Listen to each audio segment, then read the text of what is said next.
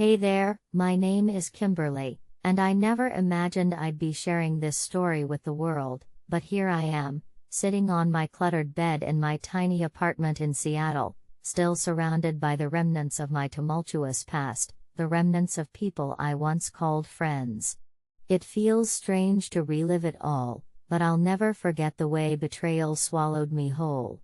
You see, I was born and raised in this city, a place where torrential rains could wash away your sorrows, or so I thought. I spent the last 5 years working my dream job as a marketing coordinator at a bustling tech startup. I was excited, passionate, and ready to climb the corporate ladder. I thought I'd found my place among a close-knit team that felt like family. But sometimes, even families can be toxic. There were 4 key players in this drama: Jenna, my seemingly bubbly and supportive coworker; Mark, the charming and ambitious team lead; and Lisa, our director, who portrayed an air of warmth but was a crafty strategist beneath the surface. And then there was me, the idealistic dreamer, constantly chasing after validation and the desire to make an impact. I remember the first time I met Jenna. Her laughter filled the room like a warm glow. We bonded over late-night brainstorming sessions and coffee runs, and for a fleeting moment, I felt invincible. Mark was the golden boy, handsome with a dazzling smile that could charm anyone, including the higher-ups. He took me under his wing, giving advice and encouragement that propelled me forward. And Lisa? She was an enigmatic figure who played the game of office politics like a grandmaster, her eyes sparkling with cunning. But as the months rolled by, the illusion began to dissolve. The very people I had trusted turned into the architects of my downfall. Jenna started whispering in Lisa's ear, turning my ideas into hers, and I, oblivious, celebrated my friend's success. Mark's charm faded to reveal the ruthless ambition lurking beneath. I soon realized he had his eyes set on a promotion that I believed I deserved.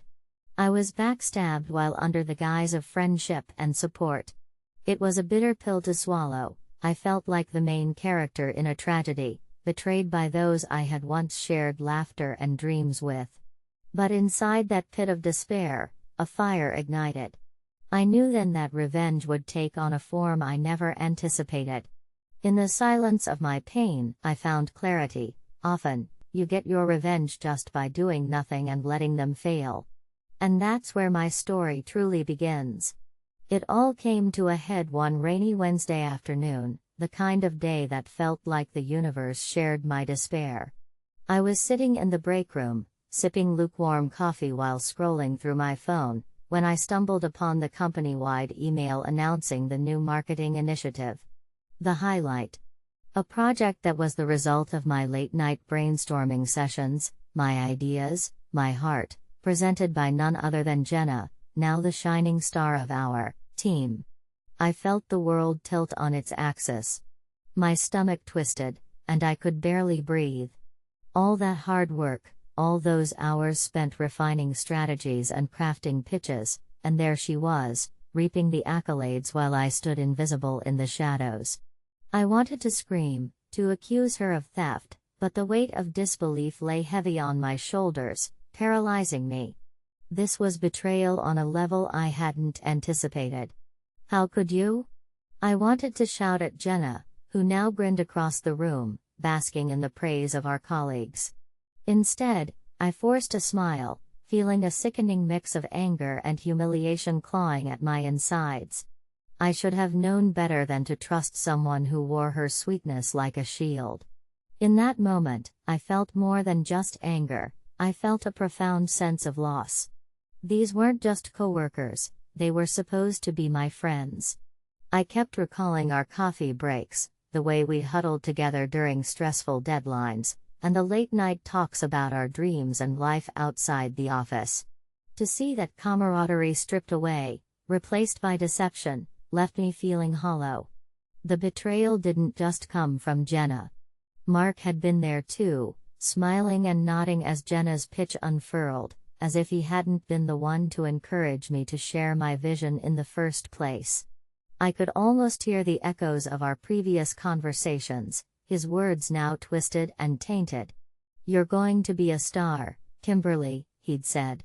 But now, I realized those were just empty promises, his way of keeping me complacent while he plotted his ascent.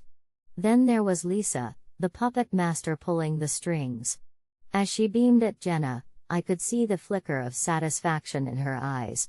She had orchestrated this whole charade, pitting us against one another, knowing full well that I would be the one left out in the cold. I felt like a fool, caught in a web spun from trust and betrayal, my heart pounding in my ears as the reality sunk in. They were all in on it. It ignited a rage that I struggled to contain. I felt it bubbling inside me like molten lava, threatening to erupt. But amidst that chaos, I found clarity. This was no longer about them winning, it was about me reclaiming my narrative. In the silence of my pain, I started to plot my response, not with fiery vengeance but with cold, calculated restraint. I would rise from the ashes of their betrayal, not through confrontation but by letting time and karma sort them out. I made a decision that day. I would step back, watch them stumble, and let the universe take its course. Often, doing nothing can be the most powerful form of revenge. I had no idea how long it would take for the truth to surface, but I was determined to bide my time. I would wait for the day when they were caught in their own web of deceit, when their facades crumbled under the weight of their lies, because in the long game, the truth always has a way of revealing itself. And so, I entered this new chapter of my life, armed, not with weapons of anger but with the quiet strength of patience. I would let the failings of the very ones who betrayed me become their undoing. Days turned into weeks, and as I settled into my newfound resolve to remain silent, the tension in the office escalated. The air was thick with unspoken words, and I could feel the undercurrents of betrayal swirling around me like a tempest. Jenna flourished in her new role, basking in the glow of her success, while Mark relentlessly pursued his promotion, leaving no room for camaraderie. Each passing day felt like a slow burn, a fierce reminder of everything I had lost. The facade they wore began to crack, though. It started with small things, Jenna mismanaging deadlines, missing key meetings she had once handled effortlessly. I watched from the sidelines, a grim sense of satisfaction creeping in. She was losing her grip, and the pressure was beginning to show. I noticed her snapping at colleagues, her laughter replaced by a shortness that didn't go unnoticed. It was clear to me that the weight of the deceit was suffocating her. But that was just the beginning. Mark, too, began to unravel as the stakes got higher. The promotion he coveted was no longer a sure thing, and his ego was bruised. I could see him trying to leverage Jenna's success to secure his position, but it only highlighted his desperation. He started to make mistakes, missed opportunities, botched client presentations. The once confident leader was slipping into a whirlwind of self-doubt and anxiety, and it was almost poetic to watch. Then came the project that was supposed to solidify Jenna's position. I overheard snippets of conversations during lunch breaks, whispers of dissatisfaction from clients who didn't share her vision. I felt a pang of sympathy for the woman I had once considered a friend, but I quickly crushed that thought. As she stumbled, the realization hit me: I should allow this to happen. I had spent too long nurturing my resentment and anger. It was time to step back and let her face her consequences. Lisa, the crafty strategist, was the last piece of the puzzle. She had orchestrated everything so expertly that it was as if she were playing a grand game of chess. But I could see the cracks in her confidence as well. A few of our higher-ups had started to question her decisions, how she had favored Jenna over others, and why she had allowed Mark's team to flounder. The whispers of discontent grew louder, and soon she was the subject of scrutiny during management meetings. I could see worry etched on her face, a stark contrast to the self-assured demeanor she had worn for so long. It was intoxicating, the way the universe began to shift. I took pleasure in the small victories of their failures, the quiet satisfaction of watching karma do its work. But there was still a gnawing discomfort in my chest. Was I becoming the very thing I despised? I had been wronged, but now I was reveling in their misfortunes. One evening, while reviewing the latest marketing strategy documents, I received a message from an old colleague, Sarah, who had moved on to another company. She wanted to catch up over coffee, and I hesitated for a moment. But the lure of connection, of someone who could understand the weight of my struggle, was too hard to resist. When we met, she listened intently as I shared my story: Jenna's betrayal, Mark's downfall, Lisa's cowardice. Sarah's eyes widened in disbelief as I recounted the events, but there was something else in her expression, a hint of caution. "Kimberly, are you sure you want to keep this up? Watching them fail can be sweet, but it can also consume you. It's like holding on to a grudge, it will only weigh you down." Her words echoed in my mind as I sat in my apartment later that night, the rain pattering against the window like nature's gentle reminder of my own turmoil. I felt a flicker of doubt, a realization that I had started to enjoy this game of sabotage and downfall a little too much. I was losing sight of my original desire for justice, and Sarah's words felt like a lifeline in murky waters. That's when I decided to refocus. I wouldn't let their failures consume me. Instead, I would channel my energy into my own growth. I set out to polish my resume, sign up for online courses, and network with professionals outside my toxic bubble. There was life beyond this episode of betrayal, and I was determined not to let their misgivings define my future. But just as I began to feel hopeful about my next chapter, the climax of my story hit like a thunderclap. It began with a company-wide meeting called by Lisa, who wore her anxiety like a poorly fitted mask. She intended to address the growing concerns regarding the marketing team's trajectory, and you could feel the tension in the room. The air felt electric, charged with the weight of their collective failures. As she rattled off the metrics and pointed fingers at Jenna and Mark, I realized that I had unknowingly become a spectator to their unraveling, a quiet witness to the chaos I had once been a part of. I felt a rush of mixed emotions: relief, sadness, and an odd sense of vindication. They were imploding under the pressures they had invited upon themselves, and I was watching it all unfold, the irony not lost on me. The final piece of the puzzle fell into place when Lisa announced a surprise restructure aimed at revitalizing the team. My colleagues were in the crosshairs, and as I sat back, a sense of calm washed over me. I had chosen to do nothing, and in doing so, I had let them fail spectacularly on their own terms. But the emotional weight of the moment was profound, and as I sat through their rising panic, I realized I could no longer find joy in their misfortunes. I had become entangled in their drama, and in that blind pursuit of revenge through silence, I had lost a part of myself. The storm outside raged on, mirroring the chaos within me. Was I truly the victor in this twisted tale, or had I merely become a pawn in a game I no longer wanted to play? With every passing second, I felt more lost, wondering whether the darkness of revenge would ultimately consume me. I needed to find my way back to the light, a path untainted by their treachery. I had wanted to watch them fail, but as the tension in the room reached its peak, I understood that the real battle would not be with them. It would be with myself, the struggle to reclaim my sense of purpose and step into a future unmarred by the shadows of betrayal. And so, I waited, not as a participant in their demise but as a spectator, ready to rise from the ashes of my own turmoil and reclaim my life, and perhaps, in time, even my forgiveness. Often, the real revenge is not about witnessing others' failures, it's about standing tall amidst the wreckage and writing your own story anew.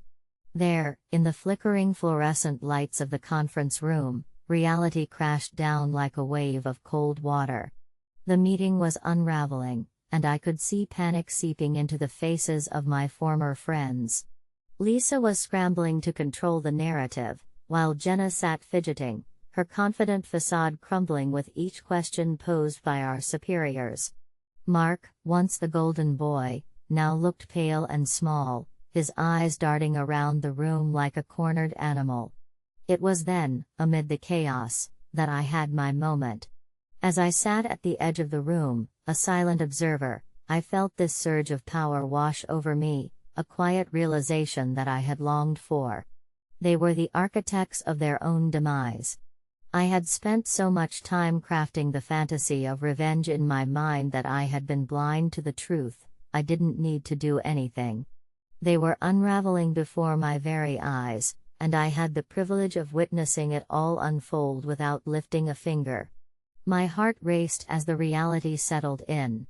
I didn't have to be the villain in this narrative, they were doing a fine job of it themselves. I didn't need to shout accusations or confront anyone, all I had to do was remain steadfast and watch as their web of lies twisted tighter around them. The rush of emotions coursing through me felt exhilarating and terrifying at once. Suddenly, a wave of clarity hit me. I was no longer living for the approval of others, nor was I the girl hiding in the shadows, hoping for recognition in a world that had turned against me. Instead, I could become the author of my own story, a narrative that wouldn't revolve around revenge but about reclaiming my strength and dignity. I peered around the room, taking in the frantic exchanges, the rising stakes, and the palpable discomfort. A shiver of satisfaction coursed through me, like a spark igniting a flame. Jenna was squirming under the spotlight, her earlier confidence reduced to a mere shadow of herself. Mark's charm was gone, replaced by desperation. I could almost taste the bitterness of his ambition slipping through his fingers. And there was Lisa, the grand puppeteer, now fraying at the edges, her carefully curated image cracking under the weight of scrutiny. Each question they threw at her was like a hammer pounding at the foundation of her carefully built empire, and I found myself feeling a sense of liberation in that realization.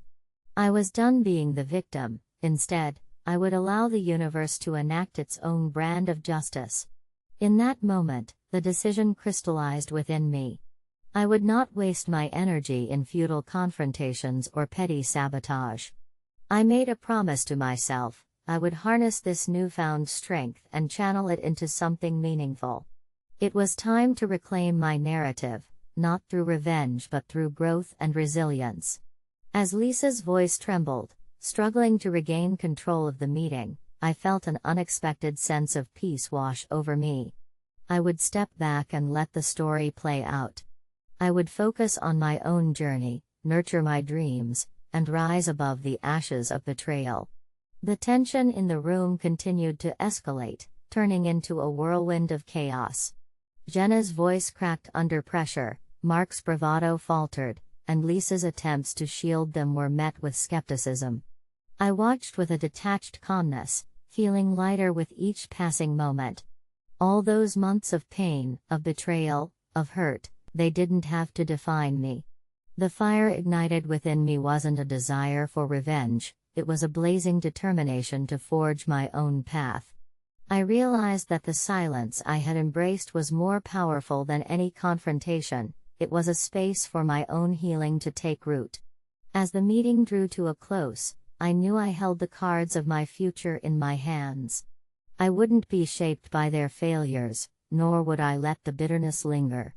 Instead, I would walk away from that room, lifting my head high, ready to embrace the opportunities that awaited me outside the confines of that toxic environment. And so I did. I stepped into the rain-soaked Seattle streets, feeling invigorated, liberated, and finally free. Often, doing nothing is the most profound form of revenge because it lets them fail spectacularly on their own terms. I was ready to let the world know that Kimberly was not just a victim of betrayal but a phoenix rising from the ashes, ready to write her own story, one that would echo resilience, strength, and the quiet power of personal triumph. This was my turning point, and from here on out, I would embrace every moment, not as a prisoner of my past, but as the architect of my own future. The narrative belonged to me now, and I would make damn sure it was a tale worth telling. Now that I had tasted the sweet clarity of my newfound purpose, it was time to solidify my steps forward. I wanted to ensure that while I distanced myself from the chaos, I also took advantage of the situation at hand. I had witnessed the cracks in the facade of Jenna, Mark, and Lisa. Now, it was time to let the universe take its course while I subtly nudged the fates in a direction that would further expose their failures. 1. Document everything. I started by meticulously documenting every interaction, every meeting, and every idea that had been stolen or misrepresented. I aimed to create a comprehensive timeline of events that would paint a clear picture of the deceit. I would save emails, record meetings, and jot down conversations in a password-protected digital notebook. If the time came when the truth had to be confronted, I wanted to have irrefutable evidence. 2. Build my network. The first step toward my reclamation was to expand my professional circle. I began reaching out to old contacts and former colleagues, rekindling those relationships that had faded during my time in the toxic environment. I attended networking events, tech meetups, and industry conferences. With each connection, I gathered insights, advice, and potential job leads. I wanted to build a safety net that transcended the limitations set by my former workplace. 3. Leveraging my skills. It was time to focus on myself. I enrolled in online courses that would enhance my marketing skills, things like digital analytics, social media strategy, and user experience design. I spent my evenings learning and growing, feeling the empowerment seep back in with each module completed. I was sharpening my toolkit, preparing for a future that didn't include any of the 3 backstabbers who had broken my trust. 4. Sideline alliances. I strategically started building alliances with others in the office who felt disillusioned by the rampant dishonesty proliferating within our teams. I wanted to create a quiet coalition, a group of like-minded individuals who recognized the flaws in our leadership. We would share insights and support one another, ensuring that when the time came to voice our concerns, we would do so with a unified front. 5. Subtle seeds of doubt. While I remained outwardly supportive and friendly to Jenna, Mark, and Lisa, I carefully planted subtle seeds of doubt amongst their peers. I'd casually drop comments about how Jenna's idea was great, but I wonder if she's managing the workload effectively, or how Mark's last presentation seemed a bit rushed, wonder if he's got too much on his plate? My goal was to create an atmosphere where their performance would come under scrutiny without them realizing my role in it. 6. Keep my distance, but stay visible. I made a calculated effort to stay visible within the office, attending team meetings and engaging in discussions, but I gradually withdrew from the social circles I once embraced. I would smile and nod, but I avoided the gossip sessions where treachery thrived. Instead, I directed conversations to topics of professional development or industry trends. This created an aura of professionalism while demonstrating my commitment to growth, setting me apart from the chaos surrounding me. 7. Prepare for the big reveal. As I continued this path of strategic withdrawal and empowerment, I began preparing for the moment when I would ultimately leave the company. I knew that when I secured a new position, one that would allow me to flourish, I wouldn't just be walking away, I would be leaving a legacy of quiet resilience. I made a point to have my next job lined up before I took the leap, ensuring that I wouldn't be at the mercy of my former colleagues' machinations. 8. Final showdown. When the time felt right, I was ready to make my move. I would present my findings to HR, showcasing my documentation of their unethical practices and demonstrating how their actions not only affected my career but the well-being of the entire team. I would step into that meeting armed with facts and a strong moral compass. I wasn't there to seek revenge, I was there to stand up for my truth and set the record straight.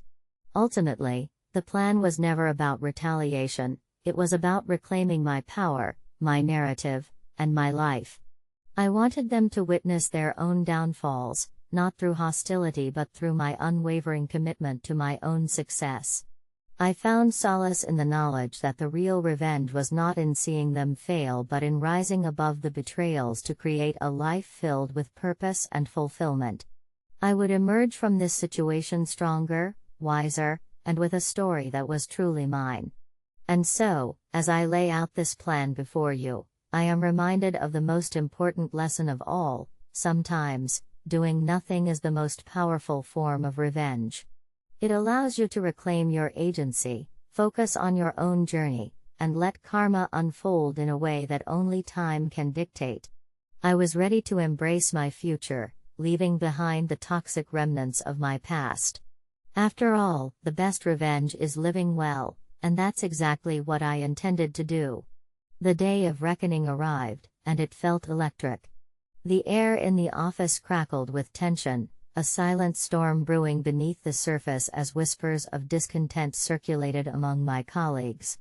Jenna's pitch had just faltered spectacularly in a high-stakes meeting, and I knew the ramifications would ripple through the entire team. It was time for everything to implode. The conference room was a pressure cooker. Lisa stood at the helm, her face a mask of strained authority, trying to salvage what remained of her carefully crafted image. The flickering fluorescent lights overhead cast a harsh glow on the anxious faces of my former friends. Mark and Jenna were visibly sweating, their bravado crumbling like the walls of a house built on sand. "Let's focus on the metrics," Lisa insisted, her voice wavering slightly as she pulled up the latest sales figures on the projector. With each number that flashed across the screen, I could see Jenna sink deeper into her chair, her hands trembling slightly as she clutched the table. The presentations Jenna had delivered with such confidence just weeks prior now reflected a downward spiral, and the silence that followed felt deafening. "Lisa, I think we need to address some of the client feedback," one of the senior executives chimed in, and at that moment, I felt a flicker of satisfaction. They were turning on her, and I had positioned myself to be the quiet observer, thriving in the shadows as I watched the fallout unfold. Jenna's earlier bravado faded as the questions became sharper, revealing the cracks in her confidence. We'll get it sorted out," she stammered, her voice lacking the conviction it once held. The room buzzed with skepticism, and my heart raced as I saw the shift. My plan had worked, like a beautiful symphony of poetic justice. Mark, who had once walked with an air of unshakable confidence, was now fidgeting, his eyes darting around the room as if searching for an escape. "Maybe we need to consider a different strategy," he suggested weakly, attempting to redirect the focus, but his words fell flat like a deflated balloon. Just then, I felt a flash of heart-pounding exhilaration as I caught Lisa's eye. She was wearing a strained smile that couldn't mask her anxiety. I could tell she was grasping at straws to navigate a ship that was sinking fast. But I didn't want to be just a bystander, I wanted to subtly contribute to their unraveling, and I knew how. "Can we discuss the disconnect between our marketing strategies and client expectations?" I raised my hand, my voice steady and calm. The room shifted to face me, and I could almost feel the weight of attention on my shoulders. "Kimberly, do you have insights?" Lisa asked, her voice laced with desperation. I nodded, taking a deep breath. "I think it's important to reflect on how we've implemented Jenna's recent initiatives. Some clients have expressed confusion regarding our messaging. There seems to be a misalignment in expectations. Perhaps it would be beneficial to address that directly." The collective gasps in the room were palpable. I felt the satisfaction wash over me as Jenna's face drained of color. I hadn't directly cast blame, but I had ignited the spark that would lead to their downfall. Lisa's eyes darted from Jenna to Mark, and I could see her mind racing, weighing her next move. She attempted to regain control. "We will take this feedback into account," she said, a note of false confidence in her voice. But it was clumsy, her bravado was merely a facade, and the tension in the room was suffocating. The executives exchanged glances, murmurs of concern echoing around them. In that moment, I could feel the tide truly turning. My heart was pounding as I watched Jenna shrink further into herself, a shadow of the vibrant woman I had once believed her to be. Mark began to sweat, his earlier air of confidence replaced with a desperate need to deflect blame. "Let's not forget that this was a team effort," he interjected hastily, trying to rally support. "We're all in this together, right?" But the intention behind his words felt hollow.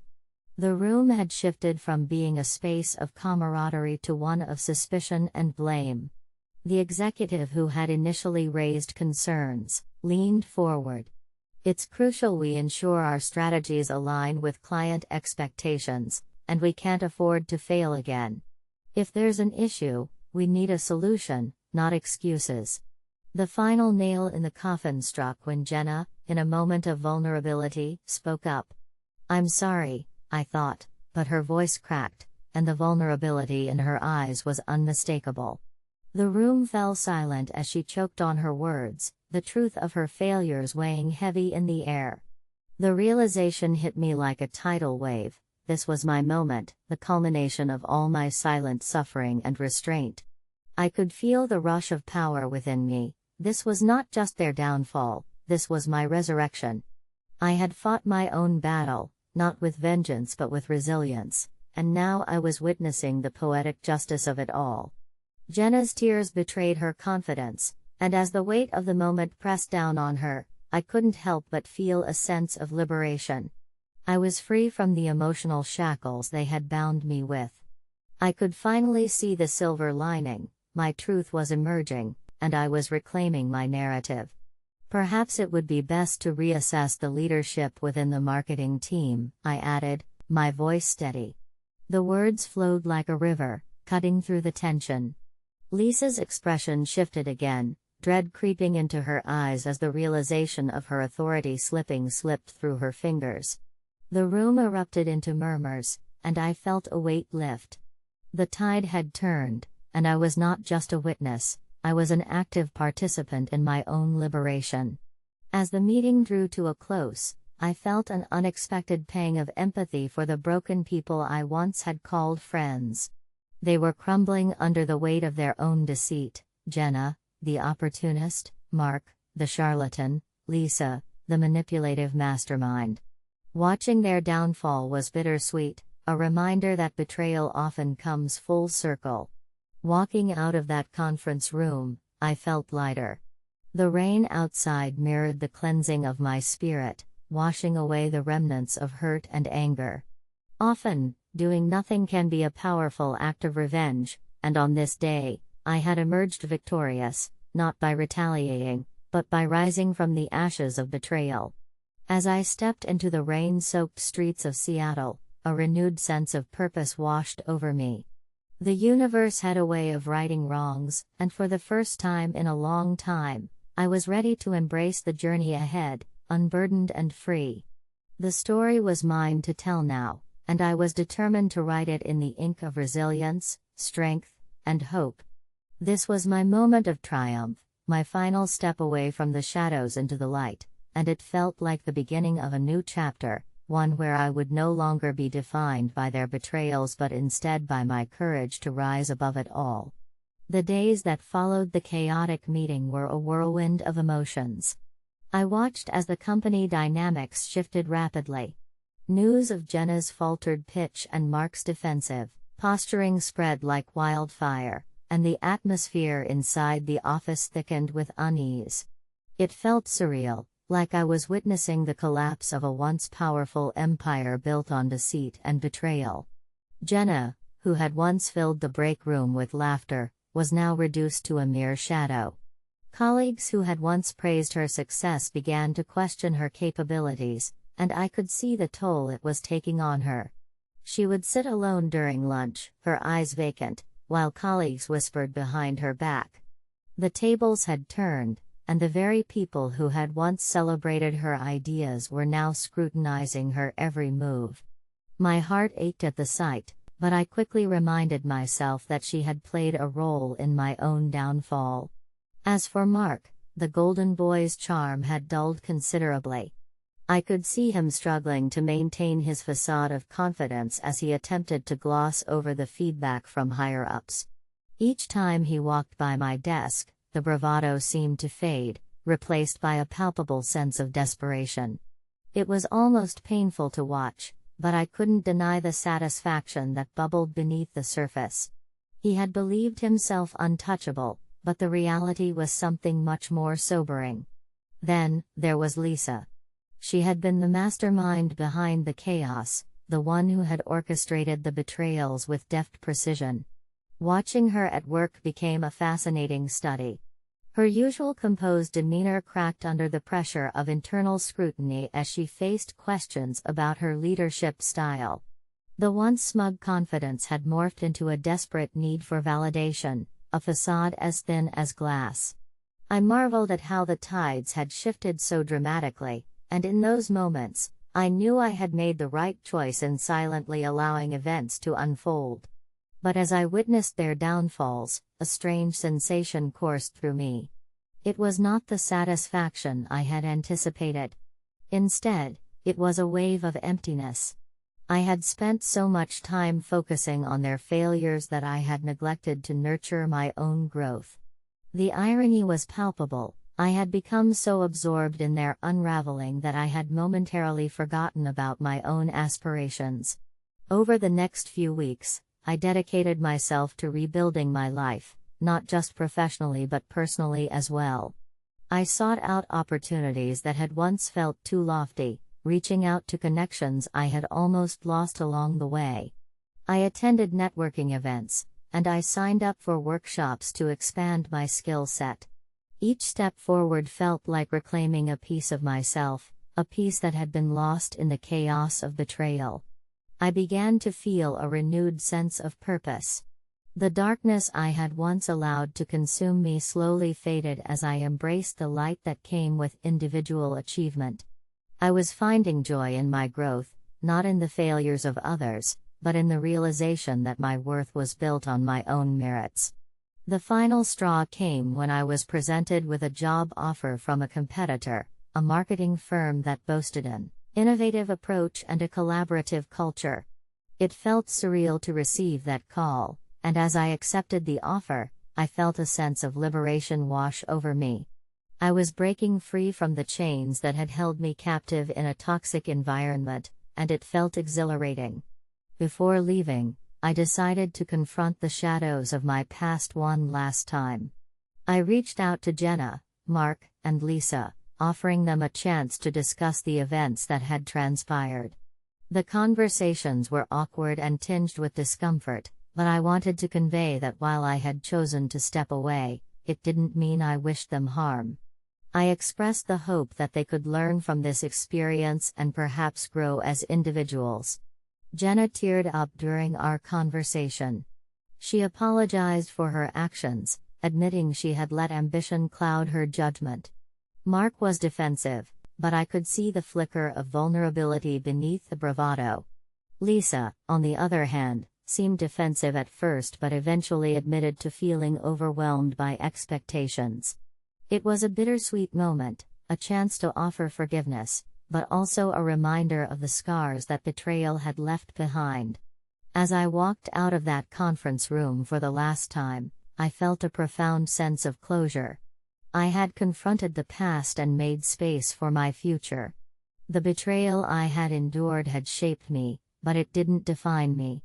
I was stepping into a new chapter of my life, armed with the wisdom gained from hardship. Reflecting on what had transpired, I realized that often, the best revenge isn't about watching others fail, it's about rising above the chaos and reclaiming your narrative. I had turned pain into strength and betrayal into a catalyst for personal growth. As I sat in my new office on the first day of my dream job, I felt a weight lift from my shoulders. I was finally free. The echoes of the past faded as I looked ahead, ready to embrace the opportunities that awaited me. Life is a journey that can be shaped by our experiences, But it's how we choose to respond that truly defines our path. In the end, it wasn't about watching them fall, it was about learning to soar on my own wings. I had transformed into the master of my own fate, and in that moment, I understood that often, doing nothing truly allows the universe to reveal the truths we need to confront. And with that knowledge, I stepped forward, determined to write a story filled with resilience, grace, and the kind of triumph that could only come from overcoming the darkness.